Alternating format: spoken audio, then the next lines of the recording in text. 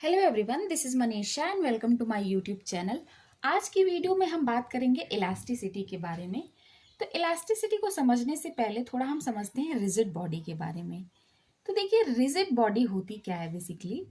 Rigid body जिस पर किसी तरीके का अगर हम एक्सटर्नल फोर्स अप्लाई अगर करें तो ये क्या करता है, उसका अपोज करता है, या फिर इसके शेप और साइज में किसी तरीके का चेंज नहीं होता है जब इस पर किसी तरह का एक्सटर्नल फोर्स अगर अप्लाई किया जाए तो।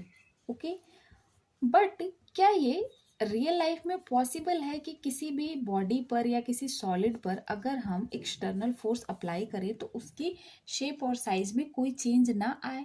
तो ये तो पॉसिबल नहीं है। बट रिजिड बॉडी का डिफिनेशन ऐसा ही दिया गया कि ऐसा बॉडी जिस पर अगर एक्सटर्नल फोर्स अप्लाई किया जाए तो उसके शेप और साइज में कोई चेंज ना आए, मतलब नो चेंज। ठीक, अब देखिए, अगर हम एक स्प्रिंग ले लें तो होता क्या है कि स्प्रिंग को अगर आप खींचे और खींच के छोड़ देते हैं, मतलब कि एक्सटर्नल फोर्स अप्लाई किए, तो स्प्रिंग का ये साइज क्या होगा, पहले ऐसा था, फिर थोड़ा इसका शेप और साइज बढ़ जाएगा। ओके, वापस जब आप इसे छोड़ते हैं तो ये क्या करता है, अपनी ओरिजिनल जो इसकी पोजीशन है इसी में पहुंच जाता है। ओके, तो यही जो प्रॉपर्टी है कि कोई बॉडी पे अगर एक्सटर्नल फोर्स आप अप्लाई किए और अगर डिफॉर्मिंग फोर्स को हटा दिए तो फिर वो अपनी ओरिजिनल उसी पोजीशन में जब पहुंच जाती है तो इसी को क्या बोलते हैं, इलास्टिसिटी। ठीक है, तो अगर हमें डिफिनीशन देनी हो इलास्टिसिटी की तो क्या लिखेंगे कि the tendency to oppose any change its shape and size by a body is known as elasticity। मैं इसकी डिफिनेशन को यहाँ पे लिखती हूँ। तो देखिए, the tendency to oppose any change in its shape and size by a body, मतलब कि किसी भी बॉडी के द्वारा इसके शेप और साइज में किसी तरह के चेंज का अपोज करने की जो टेंडेंसी है वही क्या है, इलास्टिसिटी है। व्हेन, जब इस पर किसी तरह का एक्सटर्नल फोर्स या फिर डिफॉर्मिंग फोर्स इस पर अप्लाई किया जाए। ओके, ये तो ये इसकी एक डिफिनेशन हो गई। और अगर हम इसकी दूसरी डिफिनेशन देखें तो सेकंड डिफिनेशन क्या है, तो देखिए जो सेकंड डिफिनेशन है उसके अकॉर्डिंग क्या है, ये the tendency of a body to regain its original configuration after removal of deforming force, मतलब किसी भी बॉडी की टेंडेंसी कि वो अपने ओरिजिनल कॉन्फ़िगरेशन को फिर से प्राप्त कर ले जब इस पर से डिफॉर्मिंग फोर्स को हटा दिया जाए। ओके, तो देखिए इलास्टिसिटी से हम क्या समझे कि जब भी किसी भी बॉडी पर किसी तरीके का डिफॉर्मिंग फोर्स अप्लाई किया जा रहा है तो या तो बॉडी अपनी ओरिजिनल कॉन्फ़िगरेशन को फिर से वापस पा ले, तो वो इलास्टिसिटी हो गई, या फिर क्या है कि टेंडेंसी है उसकी कि वो कितना अपोज कर रही है अपने शेप और साइज में किसी तरीके का चेंज ना आए उसके लिए। तो ये जो जैसे डिफॉर्मिंग फोर्स हमने अप्लाई किया, तो जो बॉडी अपोजिशन में जो फोर्स अप्लाई करती है कि इस पे कोई चेंज ना आए, उस फोर्स को हम क्या बोलते हैं, रेस्टोरिंग फोर्स बोलते हैं। ठीक है, अगर जैसे कि मैंने एग्जांपल लिया जो स्प्रिंग वाला केस, कि जब भी हम स्प्रिंग को खींचते हैं फिर स्प्रिंग को हमने छोड़ दिया तो वापस स्प्रिंग क्या हुई, उसी पोजीशन में पहुंच गई, तो वो क्या हुआ, इलास्टिसिटी हुआ। और जो फोर्स ऑफ जब भी हम हटाते हैं डिफॉर्मिंग फोर्स को, तो जो जिस फोर्स से वो वापस पहुंचती है उसे क्या बोलते हैं, रेस्टोरिंग फोर्स। ओके, यहाँ तक क्लियर है। अब ये वाला जो डिफिनेशन है, ये दोनों डिफिनेशन, इससे अगर हम एक एग्जांपल से समझें, अगर मान लीजिए आपके पास दो चीजें हैं, एक स्टील है और एक रबड़ है। ठीक, स्टील और रबड़, तो इसमें से कौन सा ज्यादा इलास्टिक होगा? तो देखिए जो स्टील है वो क्या होगा, ज्यादा इलास्टिक होगा रबर के कंपैरिजन में। क्यों?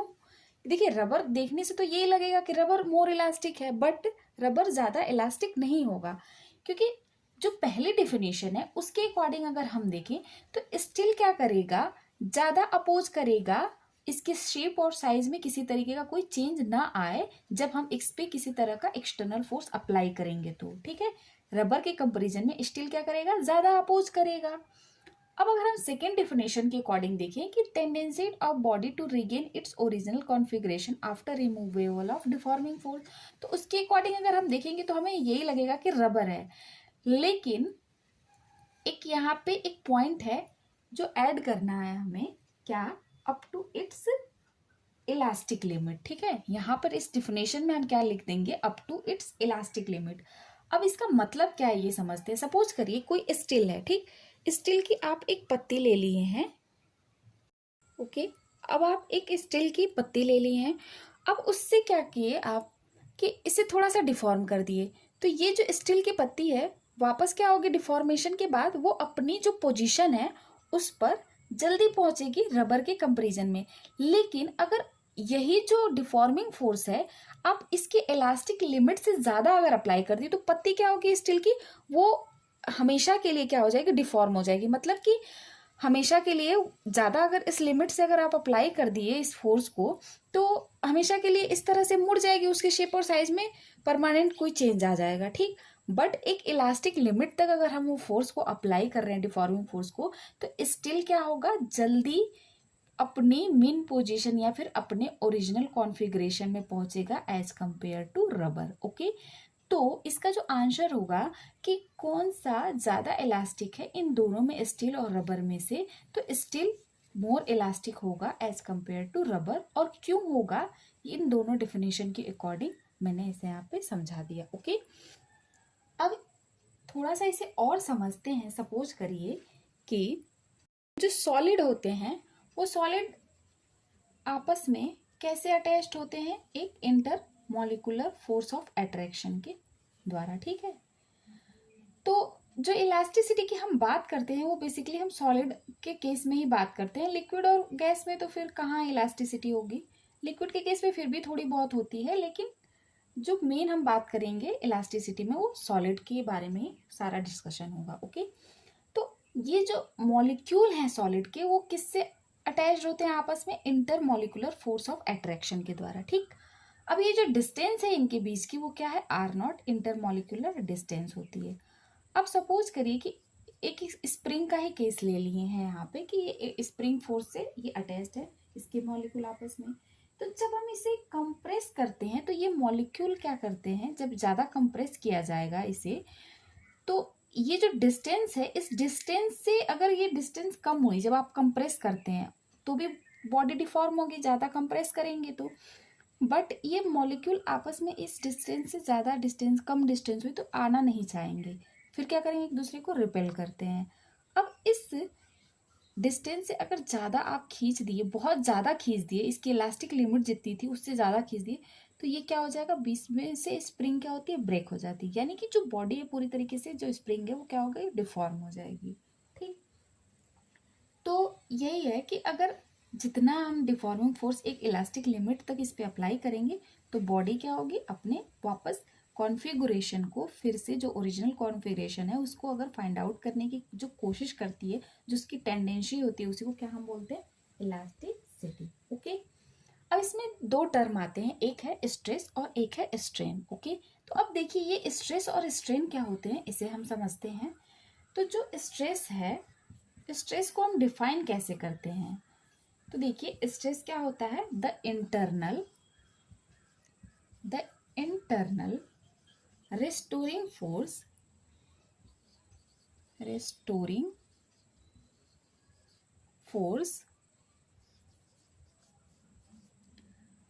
पर यूनिट क्रॉस सेक्शनल एरिया, ठीक, पर यूनिट क्रॉस सेक्शनल एरिया, ये इसका डिफिनेशन है कि the internal restoring force per unit cross sectional area is known as stress, okay. अब हम इसको समझते हैं कि ये है क्या, पर यूनिट क्रॉस सेक्शनल एरिया और ये रेस्टोरिंग फोर्स, ये क्या कहा जा रहा है इसमें। तो देखिए सपोज करिए कि एक रॉड है आपके पास, इस रॉड को यहाँ पर फिक्स कर दिया गया है, ओके। अब इस पर अगर हम एक्सटर्नल फोर्स इधर से अप्लाई करें, क्योंकि ये फिक्स है, एक्सटर्नल फोर्स अप्लाई किए तो ये क्या होगा, इसके शेप में चेंजेस आएंगे। तो जो फोर्स अप्लाई कर रहे हैं हम, तो वो किस एरिया पे लग रहा है, कहाँ पे इसके फोर्स के शेप में, मतलब इस रॉड के शेप में किस एरिया में चेंजेस आ रहे हैं, तो ये जो क्रॉस सेक्शनल एरिया है वही खींचेगा इस तरफ, इसी में चेंजेस आएंगे। तो इसीलिए ये कौन सा एरिया हम अप्लाई लेंगे, जब लिखेंगे तो क्रॉस सेक्शनल एरिया लेंगे और जिसमें चेंज आ रहा है वही वाला एरिया हम यूज़ करते हैं। ठीक, तो देखिए जो स्ट्रेस है उसे सिग्मा से डिनोट करेंगे और ये एफ यहाँ पे आर और ये एरिया। ओके, अब ये एफ आर क्या है, तो देखिए जो एक्सटर्नल फोर्स हमने यहाँ पे ई अप्लाई किया, तो मोस्ट ऑफ द केसेस में जो एक्सटर्नल फोर्स जितना हम अप्लाई करते हैं वही जो उसी उतने ही फोर्स से बॉडी अपोज भी करती है अपने की इसके किसी भी बॉडी में शेप और साइज में चेंजेस ना आए। तो जो रेस्टोरिंग फोर्स होता है मोस्ट ऑफ द केसेस में वो एक्सटर्नल फोर्स के बराबर होता है, लेकिन सभी केसेस में ऐसा हो ये भी जरूरी नहीं है। तो यहाँ पे मैंने इसलिए यहाँ पे रेस्टोरिंग फोर्स आर लिखा है कि जो भी जब स्ट्रेस कैलकुलेट करेंगे तो यहाँ पे एफ आर अपॉन ए होगा। ओके, मैंने बोला ऐसा भी कि जो मोस्टली जो केसेस होते हैं वो एक्सटर्नल फोर्स ही रेस्टोरिंग फोर्स के बराबर हो जाता है। तो क्वेश्चन के अकॉर्डिंग जैसा भी दिया होगा उसके हिसाब से हम रख लेंगे। ओके, तो अब देखिए ये तो रहा स्ट्रेस का डिफिनेशन। अब स्ट्रेस जो है कितने टाइप का होता है, तो अब हम बात कर लेते हैं टाइप ऑफ स्ट्रेस के बारे में। ओके, तो देखिए पहला इसमें ये होता है लॉन्गिट्यूडनल स्ट्रेस। ठीक है, लॉन्गिट्यूडनल स्ट्रेस। अब इसमें जो है मान लीजिए जो लॉन्गिट्यूडनल स्ट्रेस है इसको हम कैसे समझेंगे कि यही सेम जो रॉड है उसको क्या कर रहे हैं, हम खींच रहे हैं। ठीक है, दोनों तरफ से अगर फोर्स लगा के रॉड को खींचा जा रहा है तो इसके क्रॉस सेक्शनल ये जो एरिया इसमें क्या हो रहा है, चेंजेस आ रहे हैं। ओके, तो जब इसे खींच रहे हैं हम दोनों तरफ से तो इसको क्या बोलेंगे, tensile stress. Okay, tensile stress. और ये क्या है, टाइप ऑफ लॉन्गिट्यूडनल स्ट्रेस है। ठीक है, अब सपोज करिए एक केस और इस तरह से समझते हैं कि मान लीजिए कि फिर सेम जो ये रॉड है इसी रॉड को कंप्रेस किया जाए, फोर्स लगा के दोनों तरफ से कंप्रेस किया जाए, तो इस तरह के स्ट्रेस को क्या बोलेंगे, कंप्रेस स्ट्रेस बोलेंगे। ठीक है, और ये दोनों क्या होंगे, लॉन्गिट्यूडनल स्ट्रेस होंगे क्योंकि ये लेंथ के अलोंग ही लग रहा है। ठीक है, इसकी लेंथ में ही जो भी चेंजेस आना है वही आ रहा है। ओके, तो ये यहाँ पर भी क्या हो जाएगा, ये जो है फोर्स अपॉन एरिया हो जाएगा। ठीक, फोर्स अपॉन एरिया। और यूनिट क्या होगी स्ट्रेस की, स्ट्रेस की यूनिट क्या होती है, न्यूटन पर मीटर स्क्वायर। ठीक है, ये क्या हो जाएगा, फोर्स अपॉन एरिया हो जाएगा। जो भी फोर्स अप्लाई हुआ दोनों के केसेस में, चाहे ये कंप्रेस हो रहा है तो भी ये या फिर इसको स्ट्रेस किया जा रहा है तो भी। ठीक, तो ये हो जाएगा न्यूटन पर मीटर स्क्वायर। ठीक है, न्यूटन अपॉन मीटर स्क्वायर। अब देखिए ये तो पहला टाइप था लॉन्गिट्यूडनल स्ट्रेस का। सेकेंड टाइप क्या होता है, शेयरिंग स्ट्रेस। तो देखिए शेयरिंग स्ट्रेस क्या होता है, तो इसे समझने के लिए देखिए वही एक रॉड का एग्जाम्पल ले लेते हैं कि सपोज करिए कि एक रॉड है, इसे क्या किया गया, अब यहाँ पे फिक्स कर दिया गया है। ठीक है, फिक्स कर दिया गया और जो फोर्स अप्लाई हो रहा है वो इसके इस भाग पर किया जा रहा है। ठीक, तो जब फोर्स अप्लाई किया गया, क्योंकि ये नीचे से तो फिक्स है, तो जैसे फोर्स अप्लाई होगा तो ये क्या होगा, कुछ इस तरह से मुड़ जाएगा। अभी ये ऐसे है, फिर ये इस तरह से मुड़ेगा। तो जब ये मुड़ेगा यहाँ से तो ये इसका शेप कैसा हो जाएगा, कुछ इस तरह से हो जाएगा। ठीक, तो यहाँ से क्या होगा, कुछ इसके शेप में चेंजेस हो जाएगा क्योंकि नीचे से ये फिक्स है। तो यही जो फोर्स हम अप्लाई कर रहे हैं और इसके बॉडी में मतलब जो भी ये डिफॉर्म कर रहा हो रहा है, तो ये जिस एरिया पे अप्लाई हुआ वो F equal sigma equals to F upon A. अब इसका एक और एग्जांपल है शेयरिंग स्ट्रेस का। सपोज करिए कि एक बुक है, तो जब हम बुक पे क्या करते हैं, बुक तो ऐसे ही होती है, बुक क्या है, टेबल पे रखी हुई है, तो ये वाला इसका जो पोर्शन है वो फिक्स है। लेकिन जब हम बुक पे इस तरफ से अगर फोर्स अप्लाई करते हैं तो कुछ पेजेस क्या होते हैं उसके इस तरह से कुछ खिसक से जाते हैं, तो वही क्या होता है, शेयरिंग स्ट्रेस होता है। ठीक, जब इस पे बाहर से इस तरह से फोर्स अप्लाई करें और उसके किसी एक पोर्शन पे कोई चेंजेस आ जाए तो। ओके, अब जो नेक्स्ट स्ट्रेस है वो क्या है, वॉल्यूम स्ट्रेस।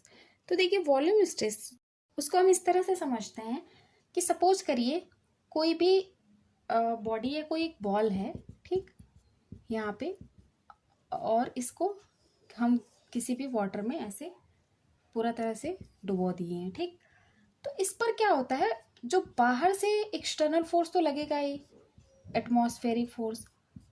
ठीक, चारों तरफ से ये लग रहा है। ओके, अब क्या होगा, इसकी शेप और साइज में भी चेंजेस होगा और ये भी अपोज करेगा कि इसके शेप और साइज में चेंज ना हो। अब सपोज करिए कि एक बॉल है, जैसे कि उसमें क्या हुआ, कुछ गैस भरी हुई है, प्लास्टिक एक बॉल है उसमें गैस भरी हुई है, तो जो बाहर से एटमॉस्फेरिक इस पे जो प्रेशर लग रहा है वो पी है और इसके अंदर जो प्रेशर है वो पी नॉट है। ठीक, बाहर से तो प्रेशर लग रहा है कि इसके जो साइज और शेप है उसको कंप्रेस करने के लिए, पर जो इसमें गैस भरी वो क्या चाहेगी कि वो एक्सपेंशन हो उसमें। ठीक, तो इस केस में क्या होता है, जनरल जो फॉर्मूला होता है वॉल्यूम स्ट्रेस का, sigma equals to F upon A लिख देते हैं। और ये कभी कभी जो ये प्रेशर है, जो प्रेशर का भी फॉर्मूला तो यही होता है, फोर्स अपॉन एरिया, बट जिस एरिया में हम अप्लाई कर रहे हैं फोर्स, हम वही एरिया को लिखते हैं। ठीक है, तो देखिए जो यहाँ पे डायरेक्ट कभी कभी प्रेशर के बराबर भी लिख देते हैं वॉल्यूम स्ट्रेस को, बट कुछ केसेस में ये जो है क्या लिखा होता है, डेल्टा पी। डेल्टा पी क्यों होता है, मैंने बताया कि जब एटमॉस्फेरिक प्रेशर बाहर से लग रहा है और अंदर से जो गैस है वो एक्सपेंड करने की कोशिश करेगी, तो जो डिफरेंस आ जाएगा वो क्या हो जाएगा, delta p equals to p minus p naught का आएगा। ठीक, तो ये हुआ स्ट्रेस के बारे में कि स्ट्रेस है क्या, और इसकी जो यूनिट है वो क्या है, न्यूटन पर मीटर स्क्वायर, क्योंकि फोर्स अपॉन एरिया होता है, जितना भी फोर्स हम अप्लाई किए, जिस एरिया पे अप्लाई किए वो। ठीक, अब जो दूसरा इसमें जो पॉइंट है स्ट्रेन, वो क्या होता है उसको हम समझते हैं। ठीक है, तो देखिए स्ट्रेन को हम इस तरह से समझते हैं कि जब आप किसी भी चीज पर कुछ फोर्स अगर अप्लाई करेंगे तो उस बॉडी के कुछ लेंथ में या फिर जिस जिस एरिया पर भी आप फोर्स अप्लाई किए तो उसमें कुछ ना कुछ चेंजेस आएंगे। ठीक, कुछ लेंथ उसकी इंक्रीज होगी या फिर जिस पोर्शन में आप फोर्स अप्लाई किए वो पोर्शन कुछ ना कुछ इंक्रीज होगा। ठीक, वो डायमेंशन उसकी इंक्रीज होगी। तो स्ट्रेंथ होता क्या है, बेसिकली चेंज इन डायमेंशन। ठीक है, चेंज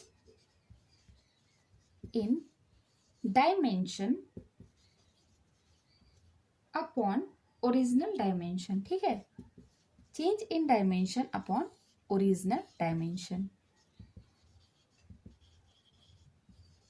अब देखिए इसका मतलब है कि जितना भी हमने फोर्स अप्लाई किया और उसकी जो डायमेंशन है बॉडी की चेंज हुई वो, और जो उसका जो ओरिजिनल डायमेंशन था उसी का जो रेशियो है वो क्या कहलाता है, स्ट्रेन कहलाता है। ठीक, अब क्योंकि डायमेंशन में चेंज है, डायमेंशन है दोनों तरफ है, तो इसकी क्या होगी, कोई यूनिट नहीं होगी। ठीक, जैसे स्ट्रेस की यूनिट थी फोर्स अपॉन एरिया का, फोर्स पर मीटर स्क्वायर। ठीक, तो इसकी क्या होगी, कोई यूनिट नहीं होती है। ठीक, ये यूनिटलेस क्वांटिटी है। ओके, अब ये आता क्यों है, स्ट्रेन क्यों होता है, क्योंकि जब हम डिफॉर्मिंग फोर्स अप्लाई करते हैं तो बॉडी की शेप और साइज में चेंजेस आते हैं इस वजह से। ठीक, अब अगर हम इसकी बात करें टाइप ऑफ स्ट्रेन कितने होते हैं, तो जिस तरह से स्ट्रेस था, longitudinal stress, sharing stress, volume stress, उसी तरह से ये स्ट्रेन भी होता है, लॉन्गिट्यूडनल स्ट्रेन, शेयरिंग स्ट्रेन और वॉल्यूम स्ट्रेस स्ट्रेन। ठीक है, तो अब हम इसे समझते हैं कि क्या क्या है ये। ओके, तो देखिए जो ये लॉन्गिट्यूडनल स्ट्रेन है इसे हम समझते हैं, सपोज करिए कि वही हम रॉड का एग्जांपल ले लेते हैं, ये रॉड है, इसकी वो ओरिजिनल जो लेंथ थी वो क्या है, एल। ठीक, अब जैसे इस पे बाहरी फोर्स अप्लाई हुआ, ठीक, कुछ स्ट्रेस हमने अप्लाई किया, तो इसकी लेंथ में क्या हुआ, इंक्रीमेंट हुआ डेल्टा एल का, यानी कि इसकी लेंथ चेंज हो गई, ओरिजिनल लेंथ इसकी एल थी। तो जब हम इसे स्ट्रेन को लिखेंगे कि स्ट्रेन क्या है, तो हमने डिफाइन किया कि लेंथ में जो भी इसके डायमेंशन में चेंज हुआ अपॉन ओरिजिनल डायमेंशन। हमने बात की लॉन्गिट्यूडनल की, यानी कि लेंथ में जो चेंजेस हो रहा है। ओके, तो यहाँ पे क्या हो जाएगा, डेल्टा एल अपॉन एल, और क्योंकि ये यूनिटलेस क्वांटिटी है तो इसकी कोई यूनिट नहीं होगी। ओके, अब अगर हम बात करें शेयरिंग स्ट्रेन की, तो ये काफ़ी इंपॉर्टेंट है, इसे समझते हैं।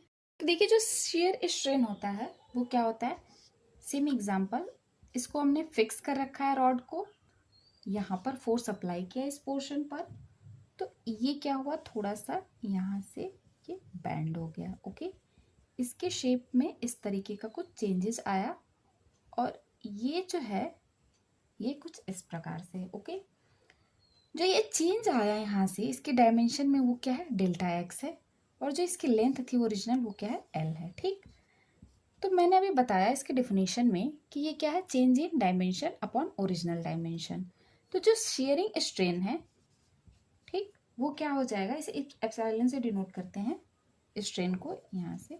ठीक, तो ये देखिए क्या होगा, चेंज इन डायमेंशन कितना हो रहा है, डेल्टा एक्स हो रहा है यहाँ से। ठीक, जैसे ही फोर्स इस पे अप्लाई किया गया यहाँ से, तो ये क्या हुआ, पूरी तरीके से इस तरह से बेंड हुआ। तो डेल्टा एक्स का डायमेंशन मतलब ऐसे होता, डेल्टा एक्स का चेंज आया। ठीक, तो delta x upon L. Okay, अब अगर हम थोड़ा सा और इसे समझें, ये जो एंगल जो जिस एंगल से ये मुड़ा है, इसे अगर हम थीटा एज्यूम कर लें, जब हम इसे थीटा एज्यूम करेंगे तो हम जानते हैं कि टेन थीटा बराबर क्या होता है, टेन थीटा इक्वल्स टू यहाँ से क्या हो जाएगा, delta x upon L. Okay, अब अगर हम मान लें ये कि जो ये डेल्टा एक्स है, जो चेंज इन डायमेंशन है बहुत ही स्मॉल हो, क्या हो, बहुत स्मॉल हो, बहुत कम चेंजेज आए डायमेंशन में, तो उस केस में जब स्मॉल चेंजेज होता है तो टेन थीटा और साइन थीटा की प्रॉपर्टी क्या हो जाती है कि टेन थीटा फिर क्या होता है, थीटा के इक्वल हो जाता है। ठीक, इतना ये तो पता ही है। तो फिर यहाँ से जो ये इसकी जो डिफिनेशन है, ये जो फॉर्मूला है वो किस तरह से चेंज हो जाएगा, एप्सिलॉन इक्वल्स टू यहाँ से क्या होना चाहिए, टेन थीटा, मतलब डेल्टा एक्स अपॉन एल क्या है, टेन थीटा के बराबर है। बट यहाँ से फिर ये क्या हो जाएगा, थीटा के बराबर हो जाएगा। ठीक है, तो मैं यहाँ पे लिख दे रही हूँ इसे कि ये क्या हो जाएगा, delta x upon l equals to theta. ठीक, ये इसके बराबर हो जाएगा। यहाँ से ये विजिबल नहीं है, मैं इसे इस तरफ लिख दे रही हूँ, क्या हो जाएगा यहाँ पे, डेल्टा एक्स अपॉन एल ये थीटा के इक्वल हो जाएगा। ओके, अब हम बात करते हैं वॉल्यूम स्ट्रेन के बारे में। तो देखिए वॉल्यूम स्ट्रेन के लिए सेम वही एग्जांपल हम लेंगे कि सपोज करिए होता क्या है, जब किसी भी बॉडी को हम किसी भी लिक्विड में ऐसे रख देते हैं और फिर बाहर से क्या लगता है, इस पे एक्सटर्नल फोर्सेस लगते हैं। ठीक, एटमॉस्फेरिक फोर्स लगेगा, तो ये बॉडी को कंप्रेस करने की कोशिश करेगा ये फोर्स। ठीक, सपोज करिए बॉडी की जो ओरिजिनल वॉल्यूम जो था वो कुछ और था, बड़ा था बॉडी का वॉल्यूम, जब मतलब वॉल्यूम ज़्यादा था। अब जब इस पर एक्सटर्नल फोर्सेस अप्लाई हुआ तो ये क्या हुआ, ये थोड़ा कंप्रेस हुआ, इसके शेप और साइज में चेंजेस आए। तो जो ये वॉल्यूम स्ट्रेस है इसे हम कैसे डिनोट करेंगे, डेल्टा वी अपॉन वी, क्योंकि इसके वॉल्यूम में जो चेंज हो रहा है वो अपॉन इसका ओरिजिनल वॉल्यूम। बट क्योंकि मैंने बोला अभी कि जब फोर्स अप्लाई करेंगे तो इसका जो फाइनल वॉल्यूम है वो क्या होता है, कम हो जाता है as compare to original volume. तो यहाँ पे इस ये जो क्वांटिटी है वो ऑलवेज पॉजिटिव है, इसके लिए यहाँ पे क्या लगाते हैं, हम माइनस साइन लगाते हैं। तो जब भी वॉल्यूम स्ट्रेन का केस होगा तो यहाँ पे आपको माइनस साइन देखने को मिलेगा। ठीक, और फाइनल जो रिजल्ट निकल के आएगा वो पॉजिटिव आता है। ओके, तो माइनस साइन क्यों लगाया जाता है ये पता चल गया। अब देखिए अगर हम इस तरह से सोचें कि क्या ये स्ट्रेस और स्ट्रेन जो है वो परमानेंट हो सकता है कभी, तो ये जब तक मतलब ये तभी तक रहता है किसी भी बॉडी पर जब तक इस पर डिफॉर्मिंग फोर्स अप्लाई हो रहा होता है। और कहाँ तक अप्लाई हो रहा होता है, जब तक कि इसके इलास्टिक लिमिट तक डिफॉर्मिंग फोर्स को हम लगाते हैं और फिर जब फोर्स हटा देते हैं तब तो बॉडी आ जाएगी वापस अपने शेप और साइज में। तो स्ट्रेस और स्ट्रेन तभी तक रहता है जब तक कि हम इलास्टिक लिमिट तक बॉडी के डिफॉर्मिंग फोर्स को अप्लाई करिए। जैसे ही फोर्स हटाए तो वो वापस बॉडी अपनी ओरिजिनल पोजीशन पर पहुंच जाएगी। बट अगर इलास्टिक लिमिट से ज़्यादा अगर डिफॉर्मिंग फोर्स हमने अप्लाई कर दिया तो उस केस में क्या होगा, बॉडी जो है परमानेंटली डिफॉर्म हो जाती है और जो ये स्ट्रेन है वो क्या होता है, मतलब उसके साइज में जो इंक्रीमेंट है या फिर डिक्रीमेंट है जो भी हम कहें वो परमानेंट हो जाता है। ठीक, तो ये तो था ऑल अबाउट इलास्टिसिटी। अब यहाँ से एक चीज़ हमें समझ में आती है कि जैसे ही हम स्ट्रेस को जितना अप्लाई करते हैं किसी भी बॉडी पे, स्ट्रेस का मतलब हुआ कि जितना भी हम फोर्स अप्लाई किए बॉडी पे एक्सटर्नल, तो वो स्ट्रेस बढ़ा उसका, और जब स्ट्रेस इंक्रीज हुआ तो फिर क्या हुआ, इसने क्या किया, स्ट्रेन को भी इंक्रीज कर दिया। यानी कि जब स्ट्रेस इंक्रीज होगा तो स्ट्रेन भी क्या होगा, बढ़ता चला जाएगा। तो इससे क्या रिजल्ट निकल के आता है कि ये दोनों क्या है, stress is directly proportional to strain. ठीक, डायरेक्टली प्रोपोर्शनल टू स्ट्रेन। तो ये जो प्रोपोर्शनलिटी, अगर साइन को हम हटाते, ये प्रोपोर्शनल जो साइन है उसको हम हटाएंगे, तो ये यहाँ पे क्या आएगा, प्रोपोर्शनलिटी कांस्टेंट। ओके, तो देखिए स्ट्रेस इक्वल्स टू, फिर हम क्या लिखेंगे, ई स्ट्रेन। ठीक, अब जो ये ई है, इसी इसी इसी को हम क्या बोलते हैं, मॉडुलस ऑफ इलास्टिसिटी। ठीक है, इसी को क्या बोलेंगे, मॉडुलस ऑफ इलास्टिसिटी। तो जो ये मॉडुलस ऑफ इलास्टिसिटी है, इसको हम कैसे डिफाइन करेंगे, ratio of stress upon strain. ठीक है, ये क्या है, रेशियो है स्ट्रेस और स्ट्रेन का। ठीक, स्ट्रेस अपॉन स्ट्रेन। ओके, ये क्या है, modulus of elasticity. Okay okay, ये मॉडुलस ऑफ इलास्टिसिटी है। ओके, तो आज की वीडियो में इतना ही। नेक्स्ट वीडियो में हम इसको और भी डिटेल में डिस्कस करेंगे, और अनदर जो प्रॉपर्टी है इलास्टिसिटी से रिलेटेड, और ये मॉडुलस ऑफ इलास्टिसिटी कितने टाइप का होता है, तो ये भी 3 टाइप का ही होता है। ओके, ये सारी बातें हम नेक्स्ट वीडियो में डिस्कस करेंगे। तो thank you everyone for watching this video अगर आप लोगों के लिए हेल्पफुल लगे तो प्लीज़ इसे लाइक और शेयर जरूर करिएगा, और आप लोग अगर चैनल पर मेरे नए हैं तो प्लीज़ चैनल को सब्सक्राइब कर लीजिए। Okay, thank you everyone for watching this video. Thank you.